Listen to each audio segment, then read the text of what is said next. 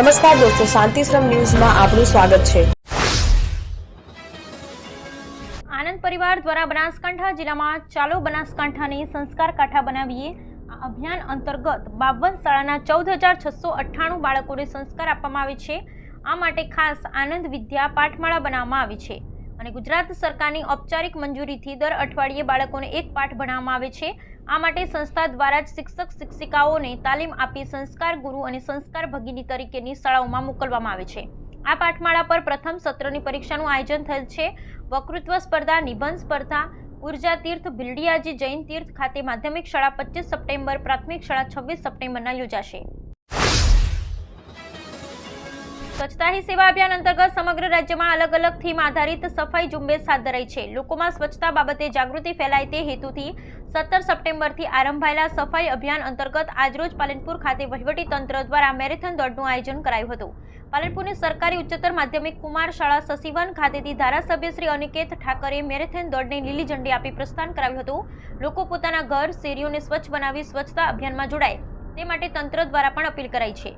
આ સ્વચ્છતા મેરેથોન દોડ કલેક્ટર શ્રીની કચેરી ખાતે કુલ 1.60 કિલોમીટરના અંતરે સમાપન કરાયું હતું। ધાનેરા ઇન્ડિયન ગેસ એજન્સી દ્વારા ગેસ સલામતી સેમિનારનું આયોજન કરવામાં આવેલ। આજરોજ બનાસકાંઠા જિલ્લાના ધાનેરામાં આવેલ કસ્તુરબા ગાંધી બાલિકા વિદ્યાલય ગર્લ્સ હોસ્ટેલમાં ધાનેરા ઇન્ડિયન ગેસ એજન્સી દ્વારા ધોરણ 6 થી 12ની વિદ્યાર્થીની દીકરીઓ માટે ગેસ સુરક્ષા સેમિનારનું સરસ આયોજન કરવામાં આવેલ।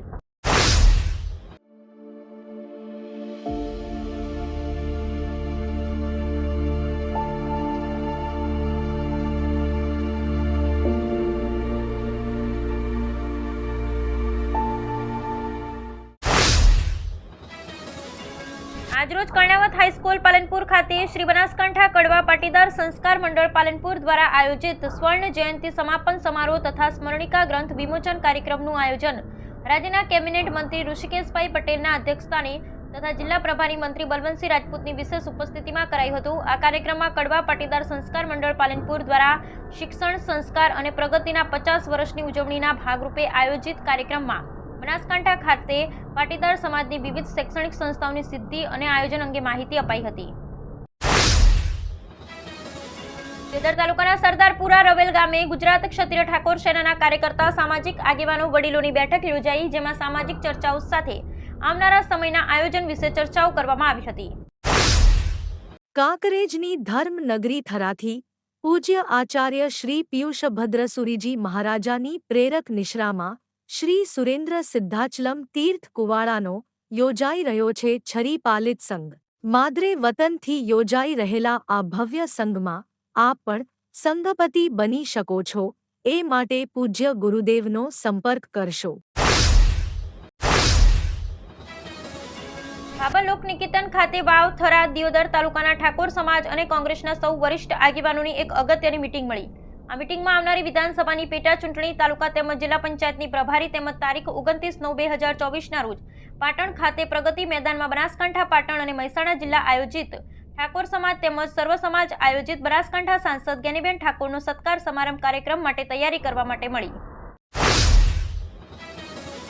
દિયોદર શહેર વિસ્તારમાં પોલીસ તંત્ર દ્વારા દબાણ હટાવવાની કામગીરી 2 દિવસ કરવામાં આવી। ત્યારબાદ દિયોદર બજારમાં પાર્કિંગ અને ટ્રાફિકની વ્યવસ્થા કરવા માટે દિયોદર પીઆઈ દ્વારા વેપારીઓની મુલાકાત કરી માહિતી આપવામાં આવી હતી।